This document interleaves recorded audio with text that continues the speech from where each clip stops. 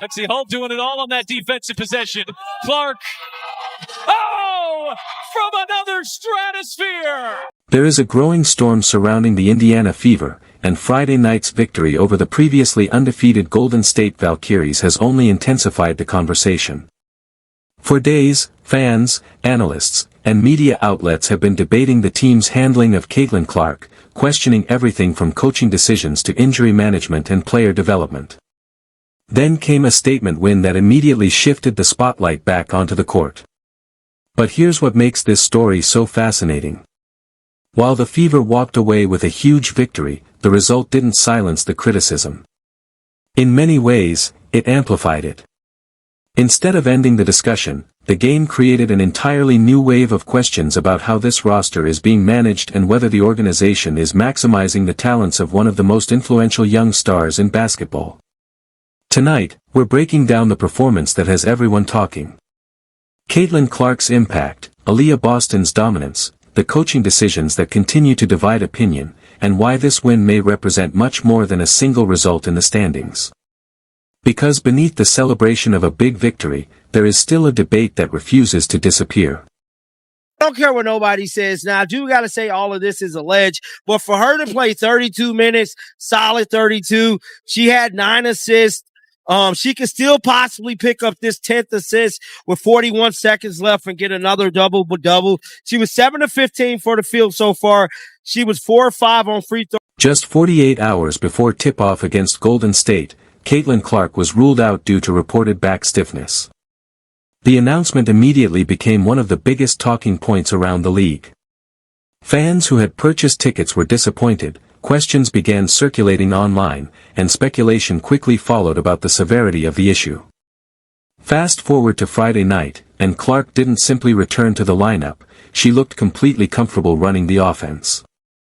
She logged 32 minutes, scored 22 points, recorded 9 assists, and knocked down 4 three-pointers while controlling the pace of the game. More importantly, she looked confident, decisive, and fully engaged from start to finish. Naturally, that performance has fueled even more discussion. Whenever a player is unavailable for one game and then immediately returns to play heavy minutes at a high level, people are going to ask questions.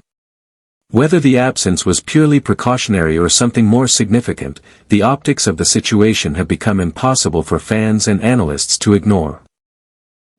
Dart passes, bro. So, no, it was Janelle Sloan and Caitlin Clark. Referees had to step in. Look at Caitlin, guys. Showing how tough she is. Hitting logo threes as well. Getting inside. Just Caitlin is so damn good, bro. I think, man, it's just crazy how... Beyond Clark's individual numbers, this game highlighted just how different the Indiana Fever can look when their key players are operating together effectively. One of the biggest beneficiaries was Aaliyah Boston, who delivered one of her most dominant performances of the season. Boston finished with 20 points and an incredible 16 rebounds, controlling the paint on both ends of the floor. Time and time again, she capitalized on quality ball movement and strong offensive execution. Her chemistry with Clark was especially noticeable, as several possessions showcased the connection that many fans believe can become one of the league's most dangerous partnerships. Kelsey Mitchell also stepped up when the team needed her. She contributed 19 points and remained perfect from the free throw line under pressure. Together, Clark, Boston, and Mitchell provided a glimpse of the balanced offensive attack that Indiana hopes will carry them through the season. When all three players are contributing at a high level, the Fever become a far more difficult team to defend. I like call a timeout. I don't know what happened. I got to see what happened, guys. So I'm streaming the game right here on my phone. Why would the Fever call a timeout?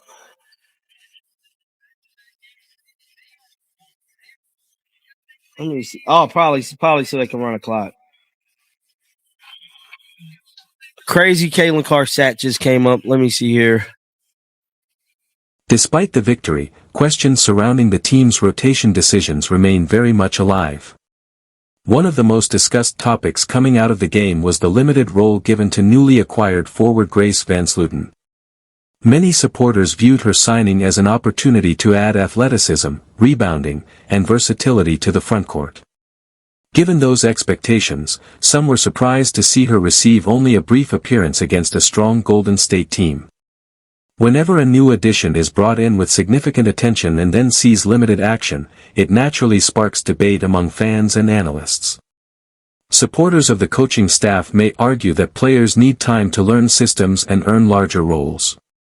Others believe that if a player can provide needed size and energy, they should be given a greater opportunity immediately.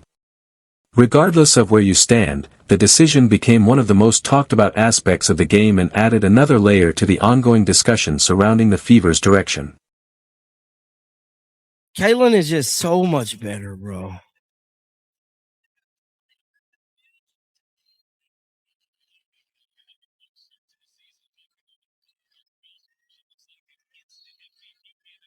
Bro, the announcer just said, Caitlin, listen.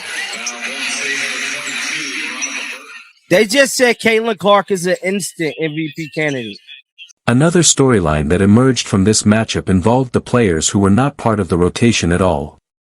Earlier discussions about offensive structure and lineup flexibility had led many to expect certain frontcourt players to have a larger role. Instead, some remained on the bench throughout the game, creating additional questions about the team's long-term plans. At the same time, the victory wasn't without flaws. Caitlin Clark finished with 6 turnovers, continuing a trend that the team will undoubtedly want to address moving forward. While some turnovers are the natural result of aggressive playmaking, consistently giving opponents extra possessions can become costly against elite competition.